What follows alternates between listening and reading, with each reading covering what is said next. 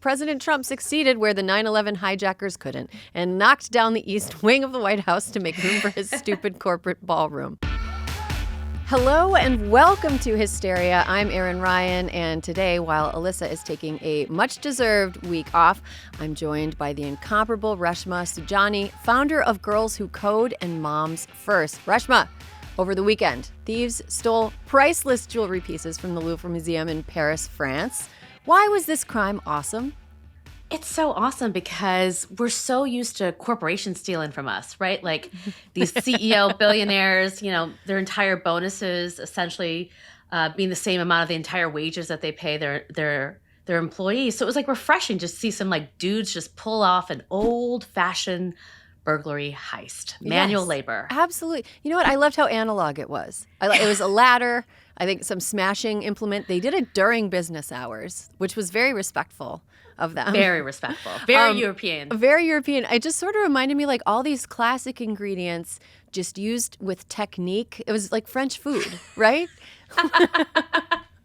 I loved it. It's so true. It's so true. And you know what else I loved about it? It was like work-life balance. Like only in France can you rob the Louvre in broad daylight at 9:30 a.m. So like these guys probably got up, had a cup of tea and a croissant, you know what I mean? Drove over there, stole their shit, and then got on their eco-friendly scooters and just in time for lunch with a little bit of wine. I mean, so European. Culture.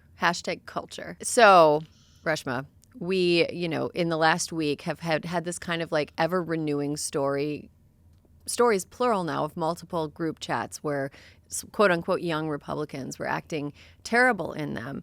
Our vice president, Vance, dismissed one of the group chats as kids do stupid things, especially young boys, even though the chat included men in their 20s and early 30s who hold local, state, and federal government posts.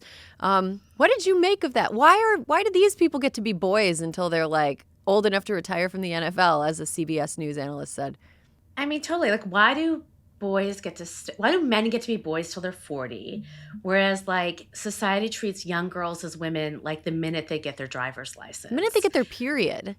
The minute they get their period, it's like you're a woman now, like no girl in sight. Here's the thing that really irritated me, Erin. Like, I'm a mom of 2 boys, right? I got a 5-year-old and 10-year-old, and like it is literally the opposite of what I'm teaching my sons. Like, I don't want them to have like a get out of free jail card. Like, I'm raising them to be men. And isn't that what the Republicans want to do too? So it was so hypocritical, right? To call these like 38-year-old men boys. I mean, and also J.D. Vance literally just turned 40 last year. So like, is he just like a junior man? Is there some sort of like scouting level between boyhood and like full-on manhood? Like it's so, I feel like there's a formula. I think that if you're white, you get to be a boy until you're like 40. That's the like middle cutoff. That's the formula. Yeah, right. Okay. If you have a rich dad, you're a boy until your dad dies. So you can be a 70-year-old boy if you have like a 95-year-old dad who's still alive and a billionaire. Ooh, I like this formula. Yeah, I mean, very interesting. I don't like it, but I feel like it helps us understand their like. Why they're so fucked up, right? Yeah. Like why, like how their like psyche thinks about it. To me, it's like also just about like excuses. I feel like we saw this during the Kavanaugh hearings too, right? Where they were like, "Well, what that happened when he was like a boy, it doesn't necessarily count." Mm-hmm. Right. And they have no consideration for the age of the other party involved. The only thing that matters is the personhood and the boyhood of the perpetrator, and like excusing it and not like how that impacted anybody around them. It's pretty crazy. And like very hypocritical, because I feel like the whole manosphere is about like teaching boys to be men. Like, do some push-ups, you know what I mean? Like, work out, like learn how to be tough. But when it comes to like accountability, like, no, you don't need to be accountable for your racist rants or your sexist rants. Then you still get to be a boy. So it's just, again, I think it's a classic conservative republicanism about like the hypocrisy, like different rules for different folks. You know, it reminds me, you saying that kind of brought up a lot. I was just thinking about like how It sort of reminds me of like when you watch like a show about American men trying to date women abroad and they want to be able to boss them around and the women abroad are like, okay, earn money and pay for like, okay, be a provider. Like if you want to be in charge, like earn boss money. And they're like, well, no, we're splitting everything 50-50. It's sort of like that same dynamic where it's like, I want to be in charge. I want to be respected. I'm the stronger one. I'm the one that deserves all the leadership positions. Anybody else who is not a white man who is in STEM or who is an engineer or who is in a powerful position got it because of some DEI initiative. Right. And then yet when I do something wrong, that's because I'm just a little boy. Yes, it's not my fault. I'm just a little boy. It's not my fault. I mean, it's all because we've never addressed unearned privilege. Like, it's a conversation that they never really want to have. It's not about earning it. It's about, like, daddy giving it to you or your race being able to allow you to have, privileges, not because you earned them or you worked for them, but because you're entitled to them. Mm-hmm. And this is, like, such a fundamental conversation in our country that we just haven't had. Yeah. And quite frankly, I think it's dangerous, right? I say this as, like, again, a mother of sons. Like, I don't want my sons to be raised thinking that they are not going to be held accountable for their actions. To me, that's the opposite of raising a man. Mm-hmm. Yeah, well, we could talk about this for the entire hour, but unfortunately there's more fuckery we need to get into. Okay, well, the father of fertilization, ugh, it's so gross that he called himself that. The fertilization president is finally stepping up, maybe. Last week, Donald Trump announced new federal guidance on insurance coverage for IVF services.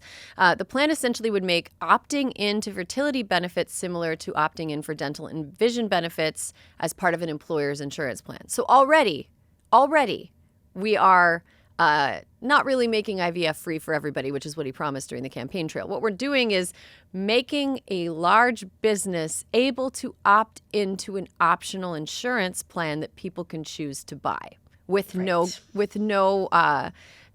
assistance from the government, no tax credits or anything like that. It's not refundable or anything like that. Okay. He also announced that the manufacturer of a commonly used infertility treatment called Gonal F, which is a terrible name for a drug. Every time I watch a drug commercial, it has a name and it sounds like a Utah baby name. I'm like, do you need to give it a little like a girl's name? Or like a venereal disease. Yes, right. One of my favorite games to play is Model of Car, Pharmaceutical, or Utah baby name. And it is a hard game to play. Yeah, don't want to play that when I'm drinking. No, sometimes it's two. Elantra. There's definitely been like a child named Elantra somewhere. But anyway, Gonal F is the name of this infertility treatment that is now going to be offered at a steep discount after Trump agreed to exempt them from threatened pharmaceutical tariffs. Again, he threatens to help solve a problem he caused. Yes.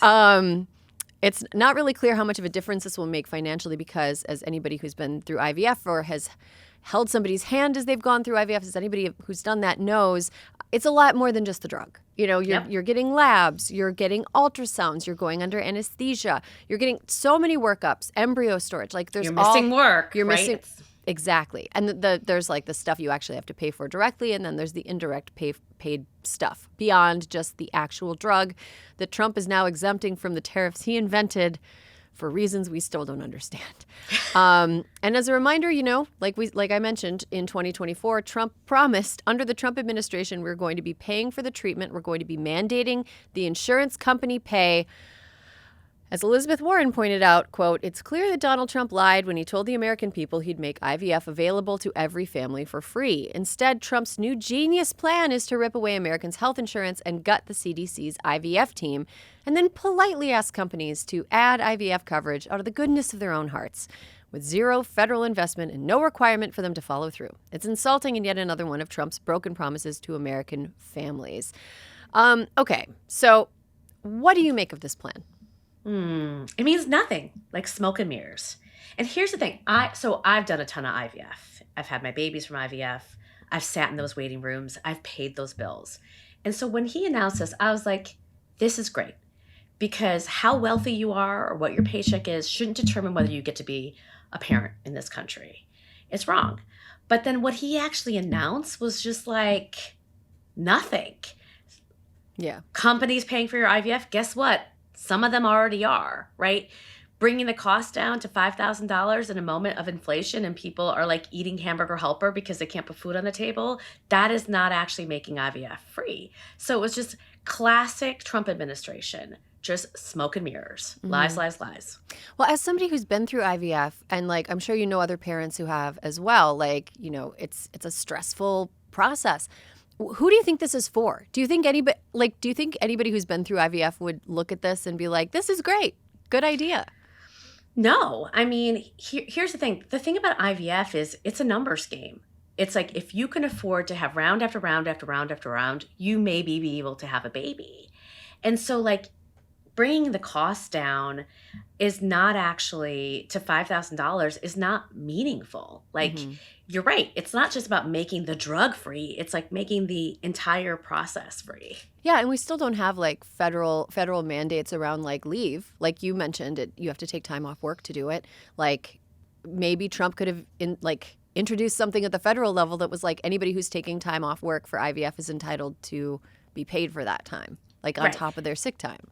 Right. And here's the other thing. Listen, I'm all about like, fine, if companies want to like shoulder the bill and give you more stuff and pay for paid leave and pay for childcare and like pay for your entire insurance premium, great. But here's the thing. Like he was announcing something that's already happening. Like 42% of companies already offer IVF treatments. And like, let's talk about that. Like to me, that when companies started offering fertility benefits, it was great, but it was also so girl bossy. Like, why were they doing that? They were doing that because they wanted women to prolong their pregnancy so they could stay in the workforce. It wasn't about actually helping people have babies or like, you know what I mean? Like have a sane parenthood or motherhood in America. Because if you did that, you would have offered paid leave and childcare at the same time. It was very, very like a capitalist motivation. So for me, again, it was an announcement of like more of nothing. That's so interesting that you say that. So really what companies want is for women to have this incentive available for them so that women would be like, okay, cool. I'm not even going to try to have a baby until I'm like 38. And it's going to be fine because they're going to cover IVF. Right.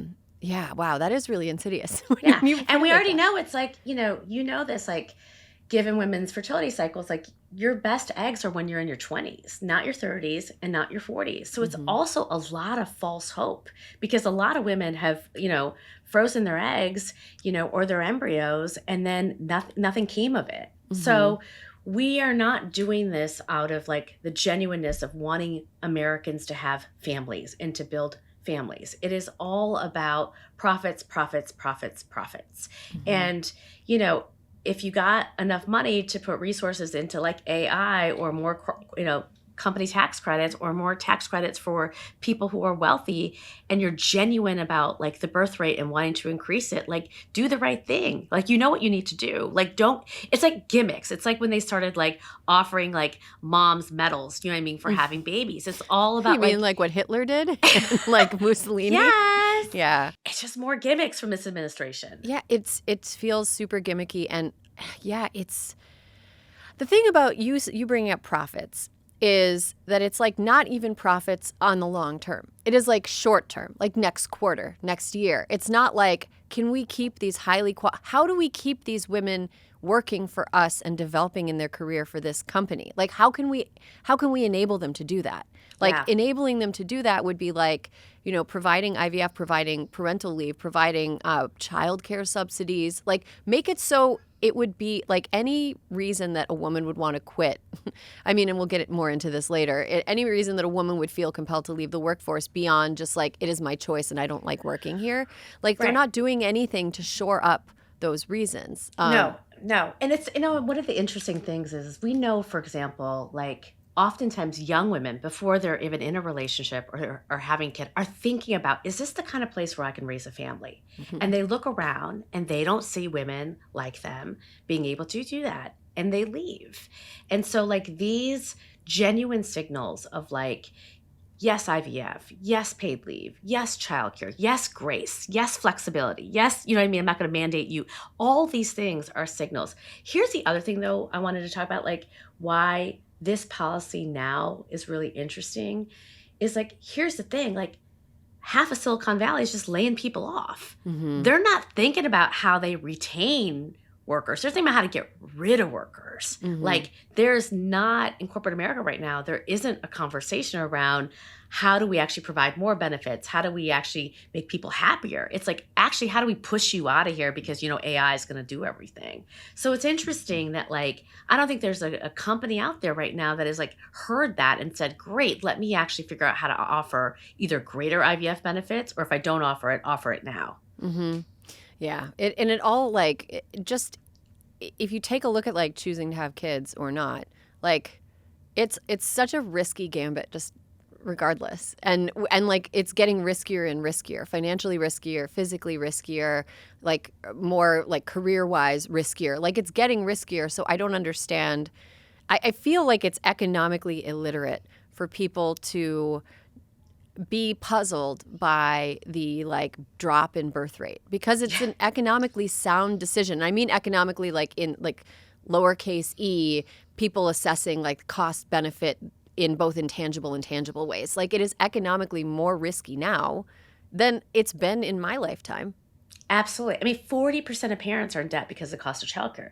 You look at credit card debt right now, the number one credit card debt is people are putting their childcare bills on there. So, like, you're absolutely right. Every family sits down and they do the math. How much is my rent or my mortgage? How much is my childcare? How much would my childcare be? And, like, what are my groceries? And then what do I have maybe to take a vacation, and forget about, like, if my car breaks down, you know what I mean? Or I have a medical emergency or something happens. I got zero slack in our family budget for that. And so, absolutely. But I gotta think, like, Erin, like, how dumb are they? Like, they have to know this. They have to know this. So, like, what's the con? You know what I mean? By offering these other things, do they really believe the American people are that stupid? Yeah, I think that there is a contingent of Donald Trump supporters just looking for the flimsiest of excuses to cling to, so that, like, when they're doing a cable news hit, when, Joe Bumblefuck from Kansas is, like, on Fox News feeling like a big star in a debate with, like, Jessica Tarlov, he's able to be like, well, he did do this, like, IVF thing, and then, that's all the people that watch Fox News and follow Donald Trump say, like, he did it. Yeah, he did it. And they don't really want to dig further because they don't want to be anything but right about this. And it's like, I mean, that's a whole other conversation about the cultiness of like Trump's followers. I think people just are looking for one plausible talking point to drop. And now they have it, and they're not going to do anything else. Yeah, in this era of disinformation, they'll find a fact to back it up. Because you're right, it's a great soundbite. Like, you're on Fox News, you're watching it, and, like, the father of IVF makes IVF available for everyone. And, like, no one is actually reading the fine line, right, underneath to see, like, well, actually, what am I really getting, until they pursue this path and they get their bill, which is essentially sometimes 1/8 of their income. That's what pisses me off, is like, this. I mean, I fought to be a mom. Like, I remember sitting in those rooms. I remember looking at our bank account being like, all right, how many tries do I have? How many times can I actually do this? Like, you are playing with people's lives. Yeah, it's really, really gross. I think that this is, like, ultimately really gross. And I know that people that are in advocacy groups that are, like, pro IVF have to say something nice, like, this is a great step or whatever. But, like, let's just be real. Donald Trump is getting way more out of this announcement than anybody is going to get out of this program. And That's right. and I think that's why we should be skeptical of it, and I think that's why we should see it as kind of like gross window dressing. Hysteria is brought to you by The Tamsen Show. What if midlife wasn't the end of the story, but the start of your strongest chapter? On The Tamsen Show, Emmy-winning journalist and New York Times bestselling author Tamsen Fadal has the conversations too many women were never invited into. She's joined by powerhouse guests like Halle Berry and Stacey London, along with leading experts on dating in midlife, navigating divorce, and building real confidence for what comes next. next. This isn't small talk. It's real talk, smart, unfiltered, and deeply relatable. Whether you're facing brain fog, hot flashes, or a total life reset, The Tamsen Show is your guide to clarity, strength, and connection as you move forward.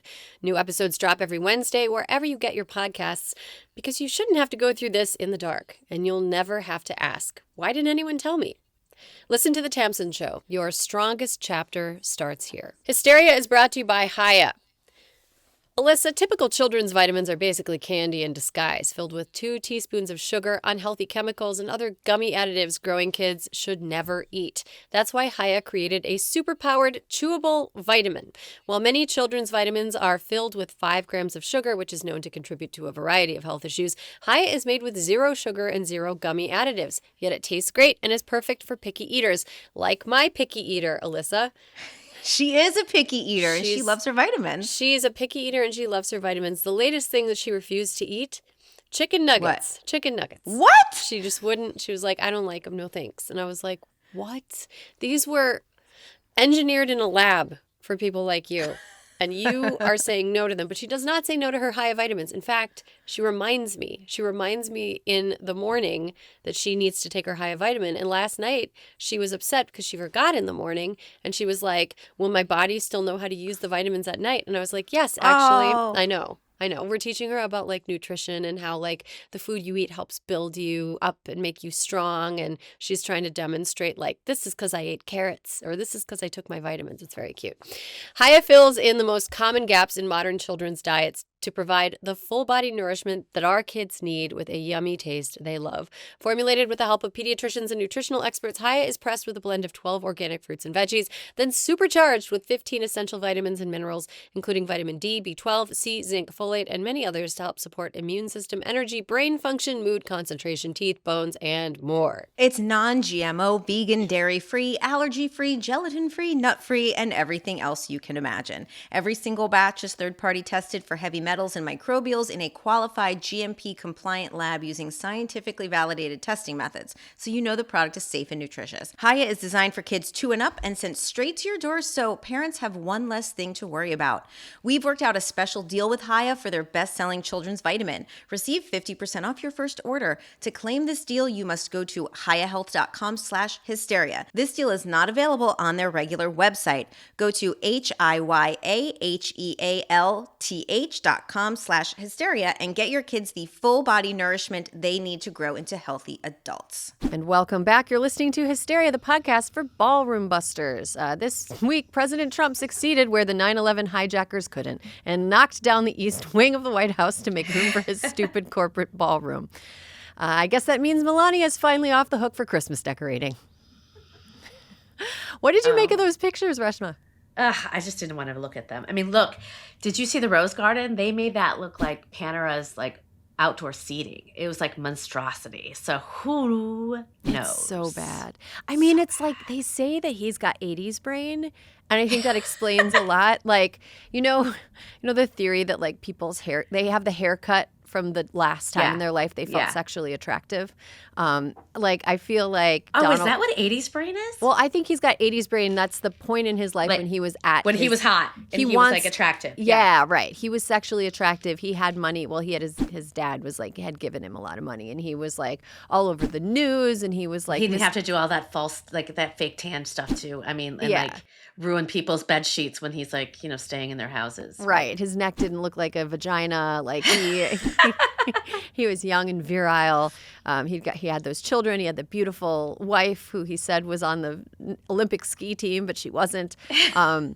Anyway, he's got 80s brain. I think that Panera Bread redo of the Rose Garden is a really good example of it, because it sort of looks like a place, like a set piece from Troop Beverly Hills. Oh, yes. Do you remember that movie? Yes, I do remember that movie. I could see like Shelley And I Long. remember watching it being like, oh, that's really nice. But now we're in 2025 and it's really not. No, it's not nice. And then the ballroom stuff is really crazy. Do they have to get permits? I don't know. It's just crass. I mean, like, Congress is not in session. People are not getting paid. Like, the government is shut down. And now you're doing a demolition for, like, something that is, quite frankly, like a luxury good and that is not even going to be done that well. Like, it's just like, it's super tone deaf. Yeah. And it's like sponsored by all the like worst Oh my corporations, God. like all the It's like, tackiest people. and it's like, do we not have enough grifting happening in the White House? Like, I don't need a ballroom sponsored by Amazon. I mean, come on. No, a ballroom sponsored by Amazon. Like what? A ballroom sponsored by Amazon would be like you can come in 5 minutes, but then like it takes 2 days to get in the thing. Anyway, that was my prime joke. Nothing ever comes when it's supposed to come. And I'm about to cancel it, to be honest. And speaking of balls, according to RFK Jr., America is in a fertility crisis. And it's because teenage boys' sperm counts and testosterone are lower than those of men in their 60s. What a weird thing to say. We don't really like typically measure the sperm counts of teenage boys as like a matter of course. We're not having them go to the doctor and like ejaculate and then send, we're not doing that to the I children. do not plan on doing that. To the male No. children, we're not No, doing we're that. not doing that to the kids. I'm not clear where he's getting that info. At least what we've gleaned from his bullshit spewing at the White House press event last week, he doesn't seem to know what he's talking about. He also claimed that girls are hitting puberty 6 years early, which is crazy because that would put puberty at 6. 6-year-old girls getting their periods. That's not true. We are, if it was true, there would be like K-pop Demon Hunters themed tampons available, and there are not. And this isn't the first time he's made strange claims like this. He said nearly the exact same thing on the Jesse Waters show back in April. I also want to point out that a couple weeks ago, he said that he observed a woman who was pregnant with a baby in her placenta. So how can he be so confident and so wrong? Interesting. I mean, isn't that like a requirement to get a job in the White House now? Like high confidence, low intelligence. Mm-hmm. That's how you get in. Yeah. I mean, he like some of the quotes that he said during that press conference, I pulled them out and they're stupider than George W. Bush quotes. Oh, please share. When Share. people were remember when people were making like desk calendars? You could Oh, buy yeah. a desk calendar that were like a dumb George W. Bush quote per day. Like, is our children learning? So one of the things that he said, I'm going to read this to you and just, when my uncle was president, the fertility rate in this country was 3.5%. Today it is 1.6%. The replacement rate, in other words, the amount of fertility that you need in order to keep the population even, is 2.1%. We are below replacement right now. What does that mean? 2.1. Who knows? What, Who knows what that 3.5%? Okay, he's using percent wrong, right? Right. 3.5% of what? No. The fertility rate means the number. I feel like he doesn't even know what fertility rate means. And he doesn't really know what replacement rate means. It's like, right? It's basically like how many kids do you have to have every year to replace the ones who have died? Yes, exactly. And keep the population stable, right? You need 2.1. You need the average childbearing woman to give birth to 2.1 children in order to replace like the number of people who die every year to keep the population steady. The fertility rate was never 3.5%. I don't know what that means. There was a period of time where women were having on average 3.5 children. Yeah. Every woman. Well, also, and people were dying younger. Yeah. Right? So it's like you didn't need as much replacement. Yeah. Well, and also like before vaccines, children were dying younger. A lot of the low life expectancy of like the pre-vaccine era was because children so frequently died before age 5 of diseases that we now can prevent with vaccines and modern medicine and modern hygiene. And so, anyways. I mean, can you imagine having to brief this guy? It's like, don't give him any numbers because he's going to fuck him all He's up. going to just add percent to the end. He doesn't understand what fertility rate means. He also said the end of his quote about how like the average teenager's sperm is like not nearly as good as his old man sperm or whatever, because it did feel self-referential. Like it felt like a humble brag. He was up there being like, check out Let my me tell you how much sperm I got. I've got pop rocks in these balls. Sorry, that was gross. But he said, he ended the quote by saying, our girls are hitting puberty 6 years early, and that's bad, but also our parents aren't having children. What does that mean? I don't know. I half the time it's like you just can't even. Our parents are not having children. I mean, that's George W. Bush level. Yeah, totally. It's so. What he means are like people are not having children. Like our birth rate is at like a 50-year low. That's true. Yeah. It's at like 1.6. but it's not like going, whatever. And it's not because the testes are low. It's because the child care is high. It's because the child care is high. And like a lot of people are just like, I don't want to do that. It just seems really hard. And then also there are people that have like one kid and want to have two, but can't because they're like, holy shit, that would be like a second mortgage. Or they have two kids and they want to have three. And they're like, oh, holy shit, I can't afford to buy a new car to fit all three of my kids. Do you want to hear my silver lining though about all this? Yeah. I was like, oh my God, at least for the first time, they're not blaming the women. That's true. They're blaming the men. They're blaming the teenage boys for not getting out there and getting more teenage girls pregnant. Yeah. Or lifting some weights. Yeah. And taking some supplements, right? Working out in jeans. Working out in jeans.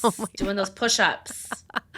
Oh, God. Our like ropey pink old HHS head is just he doesn't seem to understand. Like, I said this a lot on the show, but he's got like science test handed back face down vibes where it's like, no, you're not using the correct terms at all. There's also something very upsetting about the like implying that like little girls are ready to have babies when they're young. Yeah, but oh my God, that's disgusting. But the men are not because they don't have enough testosterone. So old guys are going to have to start marrying. Like, did you read into that too? Yeah, now I am because you just said it and now I'm seeing it. Yeah, it's like he wasn't going off. He could have taken that in a different way, right? He could have been like, young girls are hitting puberty earlier. We got to do something about it. It's the water or whatever crazy things he's going to say. But he went in this other direction of essentially like, we have to, like, I felt like it was like a dog whistle to the manosphere. Mm-hmm. Yeah. Like, see? You know what I mean? And now they're taking away your testosterone. And you know what's going to basically happen, right? They're going to be having all these conversations about what supplements they have to take and what they're getting poisoned by. And it is exactly like, this is their tactic. This is what they do. Like, that's why I think it's like, he's a fucking idiot, but they're also fucking brilliant. Like, in what they're trying to do, which is like gin up the anger of men and young men, because people hear that and like, oh, you're taking away my manhood. Oh, you're the reason, you know what I mean? That like my testosterone count is down. It's just another way to create outrage. Well, anything but blame the chemicals that are being dumped into our groundwater and the chemicals that are being released into the air that we breathe. Like, to me, that's the thing that is the most offensive about this, because you're right. They're going to be like, no, eat this charcoal and rub it on your butthole before you go to sleep. And like, then you're going to detoxify. They're going to say words like, you're going to detoxify your whatever. And like, you juice up your testosterone or whatever. And like, I think that they're trying to direct the anger at like cultural issues, like women emasculating them. Right. Yeah, an emasculating culture, instead of like the real thing that they should be mad about, if they are going to be mad about something in general. If like people are having like endocrinological issues with their glands and their hormones, like those are not culturally influenced. What is influencing that is what is around and in your body, and it's not just food. It's things that are being put on food, things that are being put in the water. And the fact that RFK Jr. is out there like humble bragging about his like excellent old man sperm and his 7 kids, like while at the same time deliberately turning his back on the actual demonstrated reasons for people to have hormonal interruptions, is like so insulting to me. So insulting. And not wanting to do anything about it.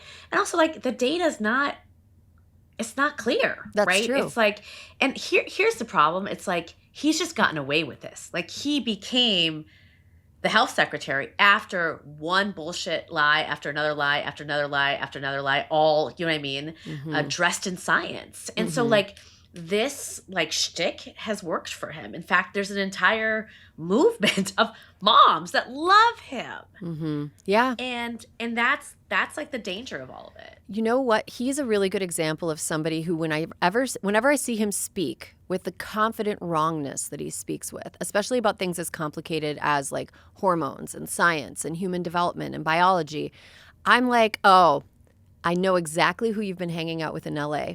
And they're stupid. Like there are so many, like there's a lot of like, I live in LA, and I say this with love because I like this city quite a bit. It took a while to grow on me, but I really do like it. And there are smart people out there.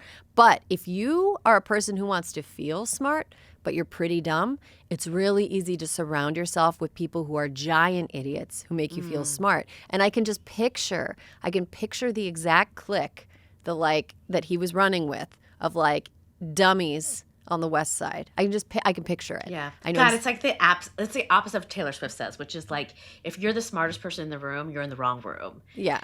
It's like the opposite philosophy of that. Yes, exactly. He's like, I am in the right room. I am always going to be the smartest person. All these idiots who are like, Erewhon idiots. Like those are my people. But you know what? We're all going to suffer for it. Hysteria is brought to you by Naked Wines. Alyssa, I love Naked Wines. I love Naked Wines too. Do you ever find yourself in a wine rut? I do get into a wine rut. I will just, like in the summer, it's like I'll have all rosé and some Pinot Grigio, and then it's like spooky season out. I need something new. I need a little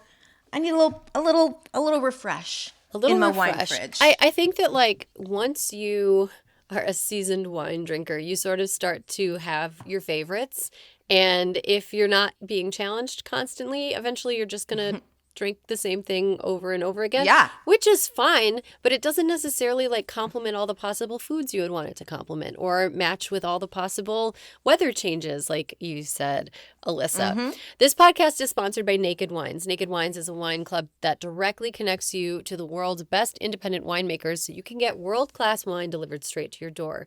Use our code Hysteria for the code and password at nakedwines.com and get $100 off your first order. That's 6 bottles for just $39.99.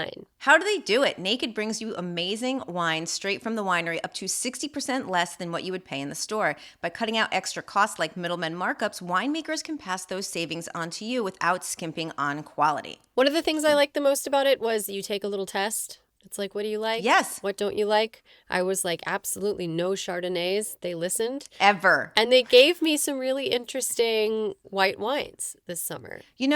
I did not realize I loved a white Burgundy. Who knew that was a thing? I didn't know. A white Burgundy can be, I like it going into the fall. A white Burgundy is nice going into the fall. Naked Wines has been around for over 15 years and backs over 90 independent winemakers around the world to make the wine you love to drink. Now is the time to join the Naked Wines community. Head to nakedwines.com/hysteria, click enter voucher, and put our code Hysteria for both the code and password for $100 off your first order. That's 6 bottles for only $39.99 with shipping included.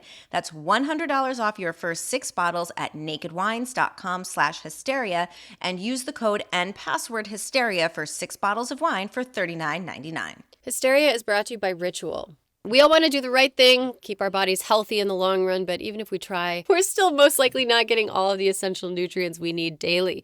Enter Ritual, the obsessively researched multivitamin. Ritual's essential multis have the nutrients most of us don't get enough from food, all in their clean, absorbable forms. No shady additives or ingredients that can do more harm to your body than good. Erin, I love my Ritual because for years, look, we all need vitamins. I get my blood work back. It's like, girl, you need more D3, you need more B12, you need more things. But all the old vitamins would give me a stomach ache and you'd have to eat them with food. Not Ritual. Ritual we can take in the morning with coffee, has a nice little minty taste. You don't forget to take it and say, I'm going to take it with my food. And then you leave the house and your vitamins are home. Taking a vitamin with coffee is a bold endorsement of the vitamin. It is. And we all know I have a delicate constitution. So. Absolutely. Ritual's Essential for Women 18 Plus Multi contains 9 key nutrients in 2 delayed release capsules designed for optimal absorption per day. It's designed to be gentle on the stomach of people with delicate constitutions, with a minty essence in every bottle that helps make taking your multis actually enjoyable. Ritual even conducted a university-led clinical trial for their Essential for Women 18 Plus multivitamin to assess its efficacy. The results had increased vitamin D levels by 43% and omega-3 DHA levels by 41% in just 12 weeks. Ritual's Essential third-party tested for heavy metals and Clean Label Project certified, so you can trust what you're putting in your body. It's HSA, FSA eligible with a seamless checkout experience, so you can save when you shop with pre-tax dollars.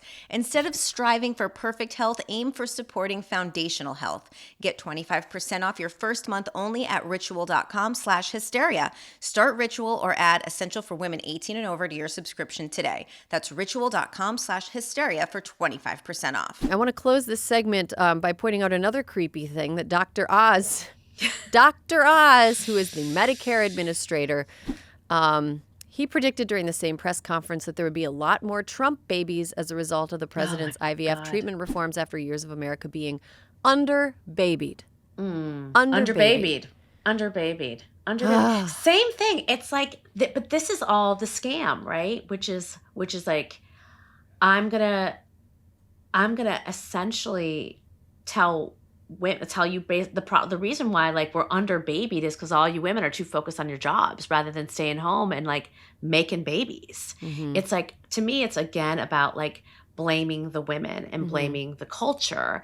And if you just did your role, if you stayed home and like fulfilled your duty, you know, you would do right by your nation. I mean, this is so like Birth of a Nation. You know, this language has been around since like the 1800s in terms of like what we're saying to women that their role is and that they should be doing and who's to blame. I mean, literally every fascist, I think there's that Margaret Atwood quote that's like, fascism is always from the same playbook. I'm paraphrasing, but that they always use the same playbook. When she was talking about when she researched Handmaid's Tale, how she incorporated different elements of things that had already happened around the world, like things in the American South to Black women, things in Romania. She had talked about all of these things that had already happened, and like, we're seeing it happen again. Like, we're seeing talks of medals for moms, which is like I mentioned, something that Hitler did and Mussolini did and other totalitarians did.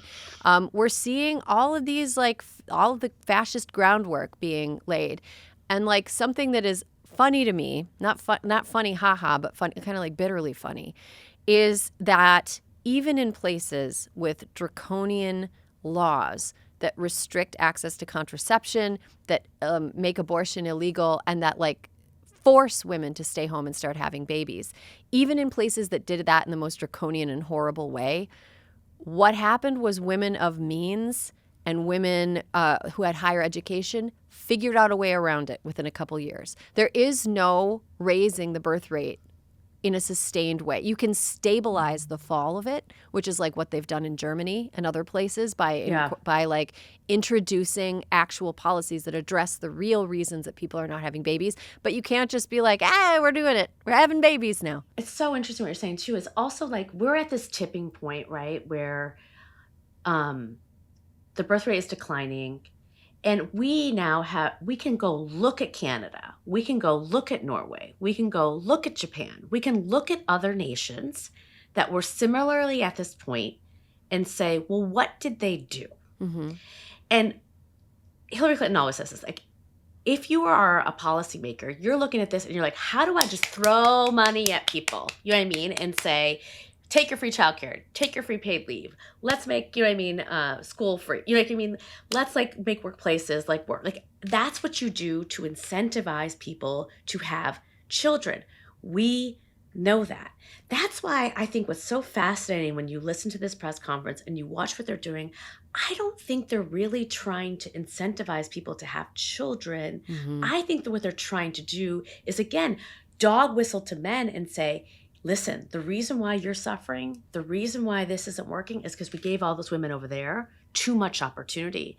Because this messaging is happening at the same time, you know what I mean, that we're taking away DE&I opportunities from women, that my Girls Who Code clubs are being shut down. 11 states have made it illegal for you to have gender-based educational programs. Oh my God. So like all this stuff, right, is happening all at the same time. And when you look at the job numbers, which we're going to talk about, you know, later, it's like the proof is in the pudding. It's working. It's working. And women are opting out and saying, I can't do all this. Now, again, it's not for the reason for them to stay home. Like, all right, well, then I'll just have children. You know what I mean? It's basically to eliminate the competition. Us. Right. Yeah. I think that's completely right. It's to eliminate women as competition. And I think another thing that I'm noticing is that it's not about making mothers, they're not making mothers' lives better. They're making the lives of people who don't have children worse. Exactly. They're making all the other, they're making it harder to make choices. So nobody's better off. No women are better off. No men are better off. No children are better off because the mental health of their mother is very, very important in the overall health of children. So like it is making things worse. I think it's also because these people can't fucking govern. They don't have good ideas. And they need to dominate somebody. I mean, my friend Anna-Malika Tubbs, her incredible book about mothers and I mean, you remember the founding fathers, right? When they designed this country and they decided, well, women are not going to have the right to vote. And, we're going to basically, have a hierarchy in gender.